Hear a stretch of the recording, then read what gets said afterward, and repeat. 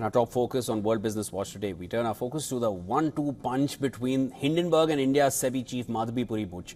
While a face-off between the US short seller and Butch is escalating, India's markets regulator has asked investors to remain calm. However, the spat is turning more controversial with the back and forth that we're seeing between Hindenburg and the SEBI chief. Late on Saturday, the US-based firm released a report with several claims of fraud, including that Butch and her husband Dhaval Butch held stakes in offshore entities linked to the Adani Group's alleged financial misconduct. In the afternoon on Sunday, the SEBI chief and her husband released a joint statement rebutting each allegation point by point. The couple denied all allegations. Instead, they accused Hindenburg of character assassination weeks after SEBI sent a show-cause notice to the US firm for its report against Adani in January 2023. Shortly after, the market regulator also issued a statement asking investors to remain calm and that the investigation into the Adani Group and Hindenburg is ongoing. Later in the evening on Sunday, Hindenburg countered SEBI chief's rebuttal with a further point-by-point allegation.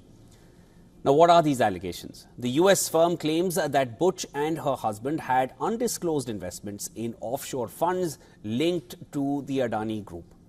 The report also accuses Butch of being the 100% shareholder of a Singapore fund when she was a full-time member of the SEBI. Hindenburg now alleges that Butch transferred her stake to her husband only 2 weeks after she took over as the head of SEBI. The allegations suggest a possible conflict of interest for the SEBI's probe against the Adani Group.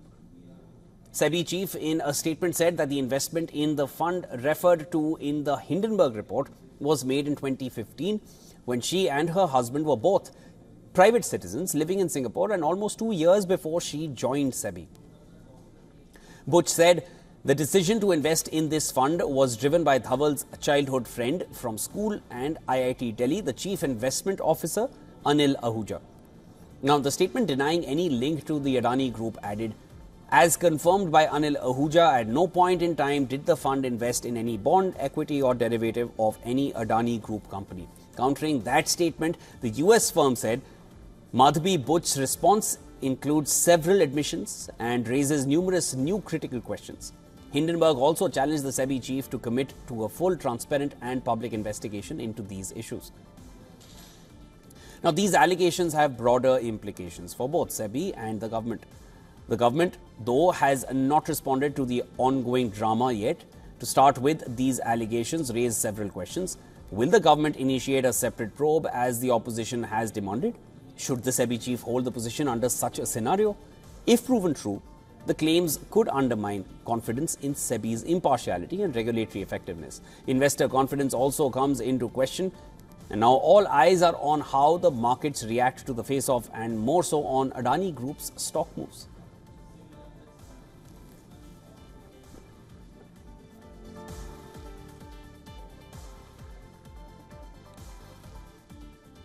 Hindenburg's recent allegations against SEBI has ignited a political upheaval.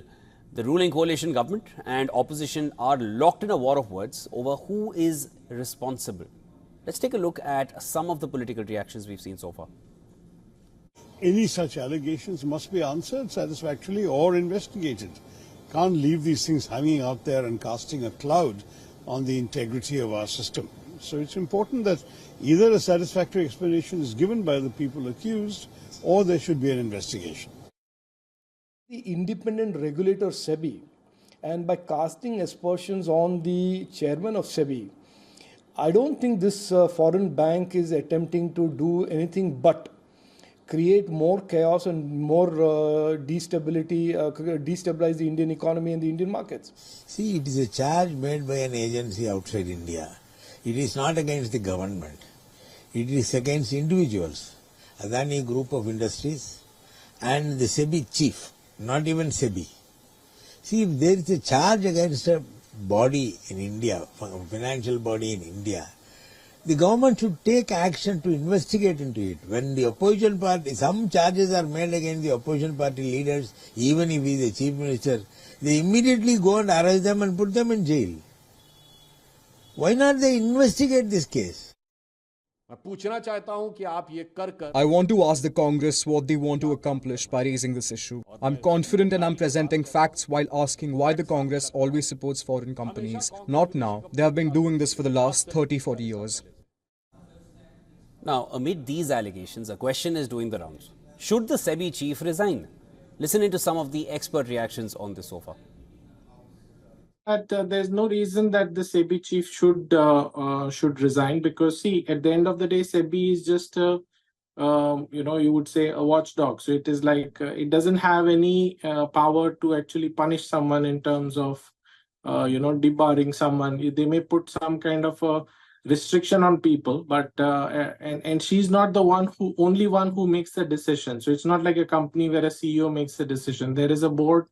There are a member of panel, and all this is, a protocol or a procedure is followed. Is that there should be a resignation here. Even if this wasn't true, and I'm not saying it is or isn't, but even if it wasn't true, it's about what's best for India and its markets. If this scandal continues to grow and grow, the entire economy of India can suffer. So you have to look at the big picture and what's best for the greater good of the country. And given that, I would say resignation is what should happen here.